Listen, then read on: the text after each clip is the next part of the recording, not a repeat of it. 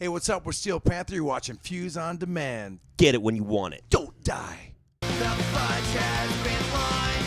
You're having a great time, but you might not recall from Prohibanol in the lemonade, Cokie homemade.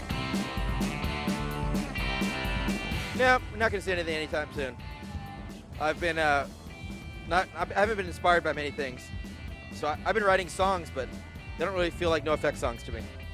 I'm putting all my energy to the Me First and the Gimme Gimmes, you know. That way I don't have to use too much brain power. I don't regret lyrics, but I don't stand behind them anymore. You know, when I wrote Shut Up Already about vegetarians in 1988, you know, or 1987, I stood by, that was fine for 1987. And then I wrote a song later called 180 Degrees, which is about, you know, you can change your mind. Nothing wrong with that. It's actually a sign of intelligence, it's changing your mind.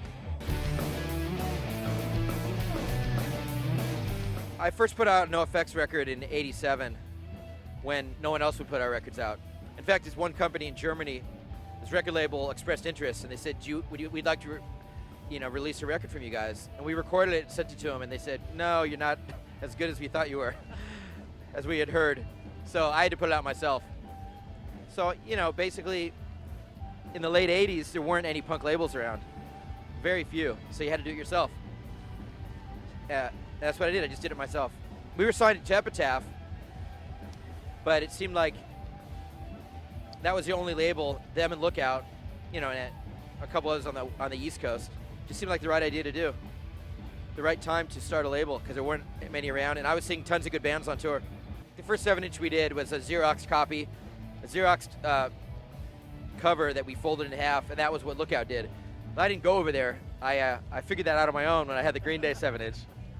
Yeah, and I worked at Epitaph for a couple weeks, so I stole some of their ideas. I came up with some original ideas, though. The free comp, the $3.99 comp, that was my idea. I had this idea to treat bands fairly and do one-record deals. That's a pretty good idea.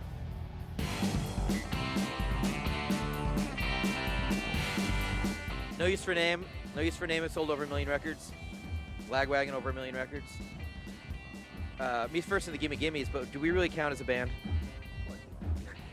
But it's funny because bands like No Use for Name and Lagwagon have sold triple what Against Me or Rise Against have sold. You know, which is surprising because those bands are real popular now.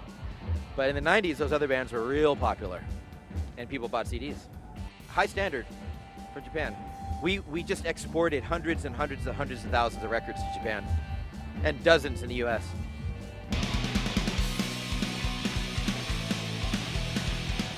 Wow, that's something I've never considered before.